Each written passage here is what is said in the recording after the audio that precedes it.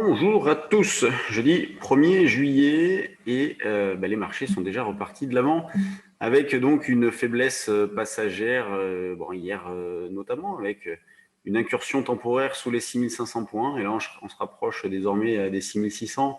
C'est incroyable ces mouvements, on a beau être habitué, on sait que ce marché bouge dans le vide avec des mouvements violents, mais on est toujours surpris.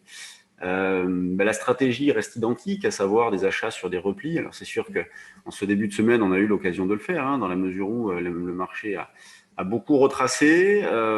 Hier encore, hier soir par exemple, on proposait un achat à 6510. Moi j'achetais à 8,5, le double appui, et puis le commentaire qu'on envoyait. Donc évidemment, ceux qui ont acheté à ce moment-là, c'était ce qu'on mettait sur le trade du jour d'ailleurs, c'était pour ceux qui étaient prêts à conserver la position pendant la nuit, parce que on se disait bien quand même que on ne ferait pas l'écart le soir.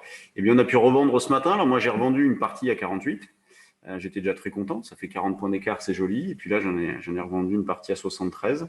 Et je suis placé à 6603 au-dessus. Donc, quand ça baisse, eh bien, on diffuse les achats sur différents niveaux de prix. Puis quand ça remonte, on diffuse les ventes sur différents niveaux de prix. Et systématiquement, on arrive à faire des écarts intéressants. Par exemple, hier, on n'avait pas très bien acheté au début sur la zone des 45-50. On a stoppé en dessous d'une manière agressive. Et puis ensuite, on a repris, notamment là, il y a eu un signal technique. Et puis, on a pu acheter par anticipation ici. On a fait l'écart. On a recommencé là. Donc, ça se passe toujours aussi bien. C'est vrai que parfois, il faut se faire un petit peu violence, on y croit moyennement, mais il faut le faire. Vous voyez, c'est ça la systématisation dans le trading, l'application systématique d'un processus. Eh bien, je ne sais pas si ça va marcher, mais je sais qu'il faut que je le fasse. Et là, en ce moment, on arrive à accumuler un bon nombre d'écarts avec une volatilité qui a augmenté, donc c'est intéressant. On arrive à faire des écarts d'une amplitude un petit peu plus importante. Là, il y a 2 secondes, là, je viens d'alléger mes achats sur le DAX, donc à 683. Ça vient de passer. J'en avais fait un petit bout cette nuit déjà à 573, 683, et puis au-dessus, j'imagine que je suis placé notamment par là. Là, c'est pareil, on continue de travailler à l'achat. Il n'y a pas du tout de remise en question. Évidemment, quand les marchés baissent, on a envie de penser que le retracement va se poursuivre, mais n'oubliez pas ce qu'on répète depuis longtemps déjà, les marchés ne sont pas vulnérables à moyen long terme, mais c'est validé. Donc quand il y a des faiblesses, elles sont passagères. Alors après, il faut profiter de reprises comme nous avons actuellement pour sortir des achats plus ou moins bien réalisés. Faut faire le boulot et puis recommencer un cran en dessous. Donc là, par exemple, sur le CAC, partant de 85, moi tout à l'heure, je m'étais mis à 53, c'est vrai que ça fait un petit peu loin. Lorsque je me suis placé, on partait de 75, là je suis à 53. Bon, je vais y rester pour l'instant. Je verrai pour rapprocher si besoin, mais pour l'instant, je vais y rester. Donc sur le DAX, on arrive sur une zone de résistance 85-95 à peu près. Et puis ensuite, au-dessus, c'est les derniers plus hauts. Un DAX qui reste bien, qui a eu tendance à surperformer le CAC d'ailleurs ces derniers jours. Aujourd'hui, c'est pas trop le cas. Il a un tout petit retard, mais c'est pas bien méchant. Et donc là, maintenant, pour acheter, c'est pas facile. On va prendre 615. Partant de, tout dépend d'où on part, c'est toujours pareil, c'est pour ça que c'est difficile de se prononcer longtemps à l'avance, mais partant de la zone, on va dire des 15 007, 615, ça serait parfait, c'est un niveau qu'on a travaillé hier notamment, non sur lequel on s'était placé hier, mais on n'a pas été fait, je ne sais plus. À force d'en faire, on se perd un petit peu. L'eurodoll, lui, il est faible, vraiment. Pas de volatilité, pas de dynamisme, il reste plombé, on vend sur des rebonds, mais c'est difficile dans la mesure où des rebonds, il y en a pas, il y en a peu, en tout cas ils sont d'une faible amplitude.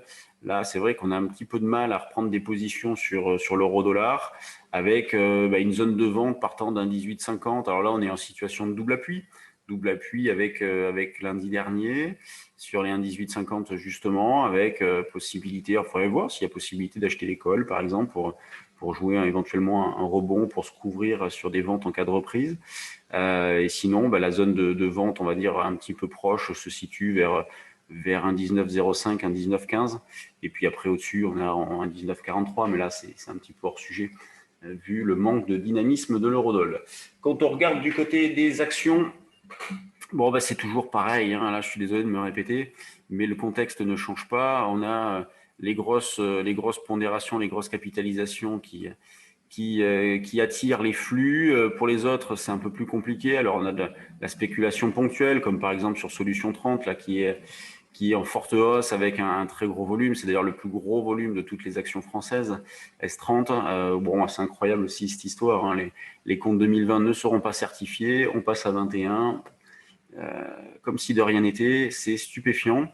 LVMH, donc en hausse de 1,20%. Total, vous voyez les grosses pondérations, Airbus, Sanofi, les grosses pondérations du CAC, hein, qui sont en forme avec des volumes en termes de capitaux échangés importants.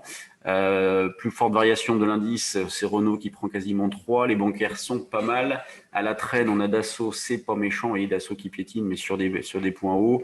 Tout est en ordre de marche. Les marchés restent plutôt bien. Enfin, il reste bien. Et dans les screeners, qu'avons-nous? On retrouve S30, on retrouve Trigano. C'est impressionnant. Tout à l'heure, on en discutait là dans notre salle des marchés de Trigano. Trigano, depuis le mois de mars, elle a quasiment fait x5. Hein, depuis le mois de mars de l'année dernière, x5. C'est sacrément impressionnant. McPhy qui se réveille. Donc, nous, on est dessus. On en a acheté sur les 20. Donc, pour l'instant, c'est pas mal. Hein, on gagne 10%. C'est agréable. Je sais plus ce que j'ai mis comme niveau d'allègement. AB Science, Nano, Denov. Donc, il y a des petites choses, mais c'est toujours pareil. Il y a le manque de conviction. Là, il faut se faire violence sur les actions. Moi, je vous avoue, j'ai un petit peu de mal dans cette phase-là à me faire violence parce qu'il y a rarement des relais. C'est un peu galère. Donc, je préfère me concentrer sur de l'indice, mais on reste à l'affût d'opportunités sur les actions, à l'image de ce qu'on a pu faire. Là, on est sur Orpea aussi. C'est plutôt pas mal. Elle se comporte bien. Je vais vous la montrer, Orpea d'ailleurs. Orpea. Elle est ici, elle est bien, elle franchit ses plus hauts récents. Donc, si jamais on s'installait au-dessus on va dire des 110,5, on aurait une impulsion haussière, ça serait propre. Donc après, l'idée, ça serait de viser le double top par là. Voilà ce qu'il y avait à dire, hein, sur les marchés. Il n'y a pas de changement sur le fond. On avait un petit peu de lourdeur. On a une belle reprise ce matin. On va voir si cette reprise est durable. En tout cas, pour l'instant, on reste à l'achat un petit peu partout et puis à la opportuniste sur les actions avec une phase qui n'est pas très intéressante à travailler. Allez, je vous laisse. Bonne séance. Demain, on se retrouve pour le live, hein, le live de la semaine. Donc à 9h30 sur notre chaîne YouTube. Vous aurez l'occasion de me poser vos questions. J'y répondrai en temps réel. Donc pendant une demi-heure, on discutera des marchés et qu'en attendre pour les prochains jours, prochaines semaines. Allez, bonne séance et à demain.